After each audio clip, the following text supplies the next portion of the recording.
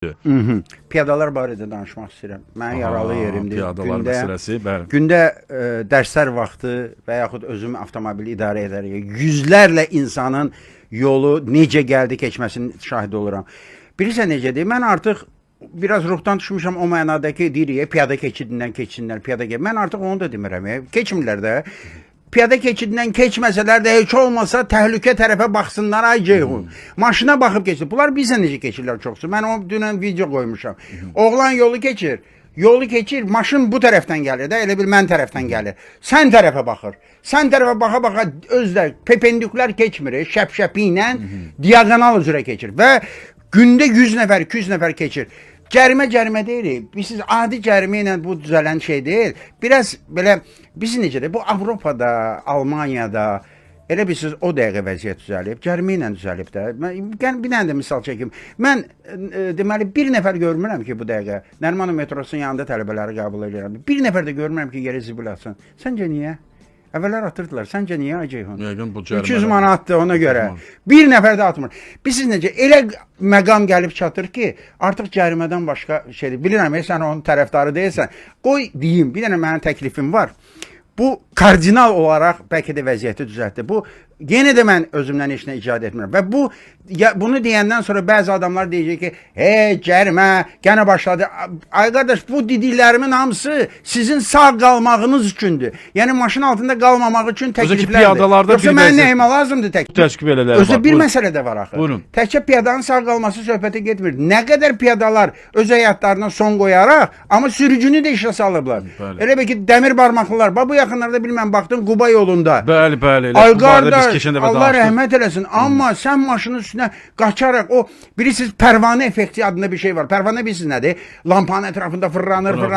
Axırda bir dənə kəllə vurur lampaya və həyatına son qoyur. Həmin kişi elə bir ki maşının üstünə qaçdı. Elə bir ki bir dənə məqsədi var idi ki həyatına, amma o sürücü bədbəxt oldu da hardasa, düzdürmü? Əlbəttə ki mən ümidvaram ki hər şey nəzərə alınacaq. Təklifim nədir? Təklif, buyurun. Deməli, Kitay variantı ya da Singapur variantı.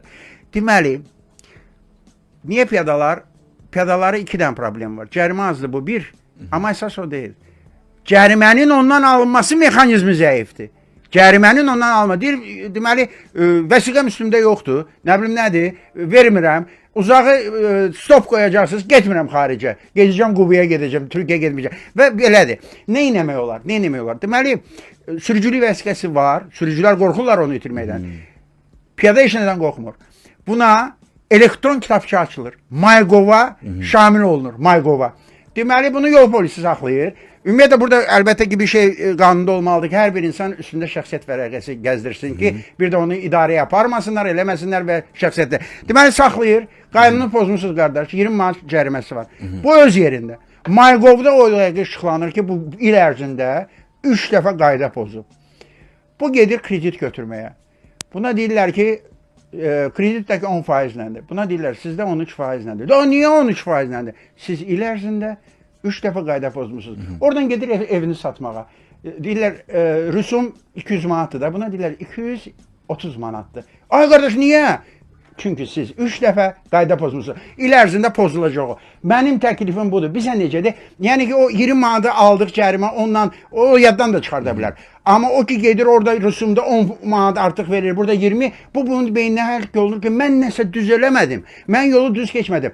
İndi kimsə məni söyləyəcək bu dəqiqə. Kimsə söyləyəcək ki, cəriməzə. Ay qardaş, bunların hamısı nəyə görə lazımdır? İnsanların sağ qalmasına görə. Mənim təklifim bundan ibarətdir və həm də istəmirəm ki, sürücülər, çox sürücülər, ay qardaş, yeganə ölkələrdən biriyik ki, piyada maşından, sürücü piyadadan qorxur, piyada ölümündən də qorxmur.